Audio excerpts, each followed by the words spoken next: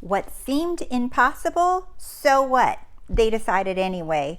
That is what I want to share with you in this video today. I have 2 success stories from TheRoseyLife subscribers, and I love waking up to emails, you guys. I feel like almost every morning I wake up to emails either from a subscriber, a client, a course member, but I really enjoy sharing success stories and with all of you and just like looking at what it is that they did and they overcame, because I know that this is becoming more relatable to many of you, which is why I'm noticing in the comments that many of you are having light bulb moments. Everything started to resonate. You guys are seeing a lot more movement, and I love that you're sharing this in the comments, so keep it up. So let's get into this, because this is going to be really good. You're going to love these 2 success stories. I think they're freaking amazing, just like all of you are. So welcome, my name is Rose, and welcome to The Rosey Life, where we help you free your mind and follow your heart so you live a life that you love. In this video, these clients really, or these subscribers rather, really followed their heart and got results. So if you're interested in working one-on-one with me, you can go to TheRoseyLife.com. You can see the information there. I have lots of options. I've added so many different options on how you can work with me. So different packages, and I'm just like kind of revamping so many things with The Rosey Life right now. So I'm super excited. So let's get to the video.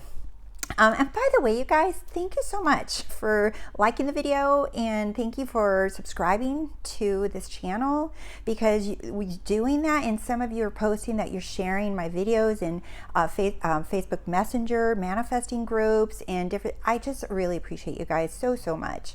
I really do. I have no words but to say thank you. All right, so I love these success stories, and they're one of them posted it on a video recently, and another one I woke up to her email, and there were so many similarities in them that I said, oh my God, I totally have to share these. And I love when people think that things are impossible, or they feel like, or seems like things are impossible, because that word, and if you've heard this before, you're like, if you break down the word impossible, it's I'm possible. And I also love, if many of you heard of Florence Scovel Shinn, I love this affirmation that she had in one of her books that I read years ago, and it just stuck with me, right? And it says, the seeming impossible now comes to pass. I now receive all I desire, require, and more. The seeming impossible. Do you see? Because it is only seeming impossible. It feels concrete. It feels like it's impossible. It feels like there's just no freaking way. All right. And I'm going to share with you a couple of success stories. So both of these Rosey Life subscribers actually said, you know, that they felt that these things were impossible, but they had the so what attitude. I'm doing it anyway, right? They decided anyway. They made a decision. They got out of the wanting and wishing, and they made a decision to have it. So the first one, I just love that story so much too. And she had been walking by a house, she said, for like 4 or 5 years. And she just always admired it, but she never allowed herself to actually choose or even think that it would be possible that she could have a house, because she said, Rose, that's just not even financially near anything that I think I could have. But she trusted her inner self, her inner authority, and said, well, why not? I'm going to decide it. So after looking at this for years and saying there's no way, she made a decision. She chose to have it. On December 2022, she was very specific. She said she chose it, and she says, I will have it. And with the first thing she said to herself, she said, I'm going to see a for sale sign on that house, because that house is mine. And just like that, like you guys, have you seen that Sex and the City remake that's called Just Like That? I love seeing that, right? And just like that, right, she sees a for sale sign on that recently. So in over a few months, she just kept saying that that was her house and that that was going to go on for sale. And it did. It just went on sale. So what does she do? And I love this so much, you guys. When the sale sign went up, she noticed that they had an open house. And she knew that she was the one that had that house go on sale because she had decided so. So what does she do? She goes into the house, and still remembering in the 3D that there's no money for her to buy this house, but she goes to the open house and walks in, and there's an agent. And she says, may I walk around the house and take selfies in the house? And the agent says, of course. So what does she do? She walks around the house taking pictures of herself in different rooms in the house, and as she's walking through, she says she whispers as she touches the walls and the furniture. She says she whispered to the walls, you are mine. She says, you are mine. And then she goes around taking selfies of the house.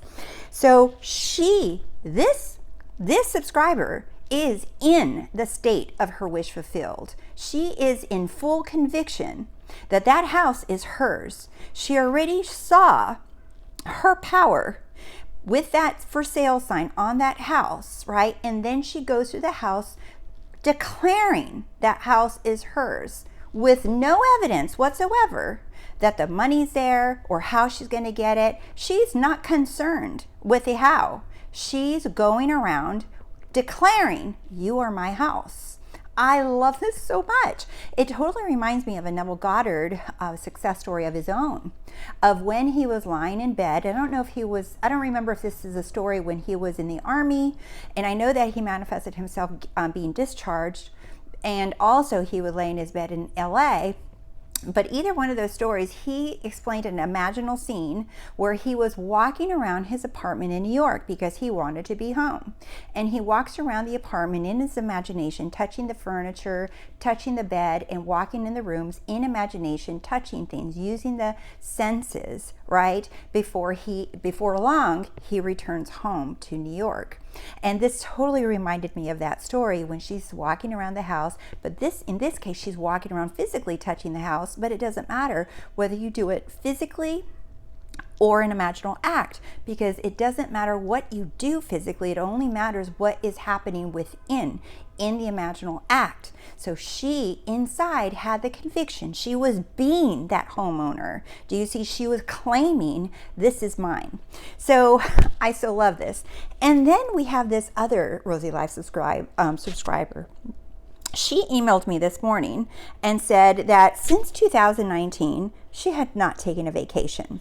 All right. And so at the beginning of this year, she had decided, again, another client at the beginning of the year, subscriber, she had decided, well, maybe you guys are going to be clients, and that's why I keep saying it. But anyway, she had decided this year, I will take a vacation. She says, I will. And she wanted to go to the coast in her country. She was very specific on where she wanted to go. And so what did she do? She said a few months back, she had tried to make contact with a cousin that lived on the coast that she wanted to visit, or a cousin or a friend, and somebody that lived there on the coast. And she reached out to that person. She said, hey, can I come over this spring and have a vacation? Can you keep me at your house for a few days? And that cousin says, of course. So fast forward, she said recently to like March, she reached out again to the cousin to follow up to confirm that they were still on. Mind you, in the meantime, she had gone out and bought herself outfits and clothes to go on her vacation on the coastline. So she reaches out and calls her cousin and says, hey, I'm confirming. And she says, I'm so sorry. The cousin told her, she says, I actually just received news from my employer that I'm being moved immediately to the city again, to a large city in their country. She says, so I'm actually not going to be here because I'm actually having to move for my job. So that got canceled. And now this subscriber said that she actually felt really bad, and she started to cry, right? She felt disappointed. She got so excited about going on vacation. She bought her little outfits and everything, and she was like, cool. She says, all I'm going to have to do is pay for my transportation. She said, I didn't have the budget to pay for vacation, and she said, I just know I wanted to go on vacation, and I wanted to go on the coast. And so do you see here, I want to show you guys the difference. She took action. But you're going to see the difference in taking action versus what happens when we just surrender and allow our desires to come to us without trying to make it happen. And I know there are some clients on here watching right now that I'm working with you guys right now. And some of you are also trying to not take action, to figure out what inspired action is. This is a perfect example. She tried to take action, and what happened? It was a fail. The person canceled on her because it didn't work out. All right. But this subscriber did not surrender. She didn't give up, in other words, to her desire of wanting that vacation on the coast. So what happened? She allowed herself to feel bad, and she was sad. Do you see? Remember, she had already made a decision. She tried to take action and it didn't work. She even cried and reacted to it not working. Do you see? So even with her crying, even with her being told no, even with it looking like it didn't happen, she said, you know what? I'm just going to go ahead and put one of my outfits on that I bought for my vacation, and I'm going to go and take some selfies and post them on Snapchat. So that is what she did. She posted herself wearing her vacation outfit on Snapchat. Does it sound familiar to the other story, right? What happens? A few days later, she gets a phone call from another cousin or a friend who is out of town and calls her up and says, hey, I'm coming to town and I want to see you. And I want to know if you're free because I want to go take a trip to the coast, the very coast this subscriber wants to go to. And she said, oh my God, yes. And she said, this vacation with her cousin, she said that this ended up being far greater, far better than what she had tried to plan with the other person before that canceled on her. This cousin actually got a villa on the coast with a private chef, with a cleaner, with all the bells and whistles, right? It was far greater than what she had imagined for herself on the coast. She says fully paid for 4 days. She didn't have to pay a dime, and it was amazing. She got what she wanted. Do you see? So both of these clients saw that this initially looked impossible. And I'm going to quote you here from Exodus 3:5. This is an amazing scripture. It says, the place on which you stand is holy ground. In other words, where you are right now, not when you get your manifestation, not in the past, not anywhere location in the world, but where you are standing right now, right? I'm feeling my feet touching the ground. Wherever your feet are right now is holy ground, meaning wherever, there's no spot where God is not. I've said that in other videos, right? That is where the all presence of God is right now. You are standing on holy ground. It's not when you get on vacation. It's not when she steps foot in her dream house. It is where you are right now. And wherever your feet are, that is holy ground. In other words, God in all his power and all his glory is right now. That is who you are. So, and I also wanted to add this quote from a book from Eric Butterworth, and he talks about, and I'm going to read this because it's a lot of print. It is not for lack of abundance you experience want. So again, it is not for lack of abundance that you're experiencing wanting. Okay, because wanting is kind of needing, wanting, desiring. I want the vacation. I want the house. Okay, that's what he's saying, is that it is not because you have lack of abundance that you're experiencing this wanting, but for lack of the awareness of the ever-present substance of God. And that is what this quote is from Eric Butterworth, and that is in Spiritual Economics.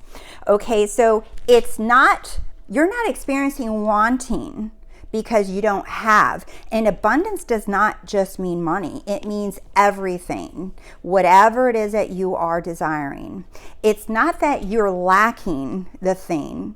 It's not that you're experiencing the wanting that you don't have it. It's that it's the lack of awareness, right, of the ever-present substance of God.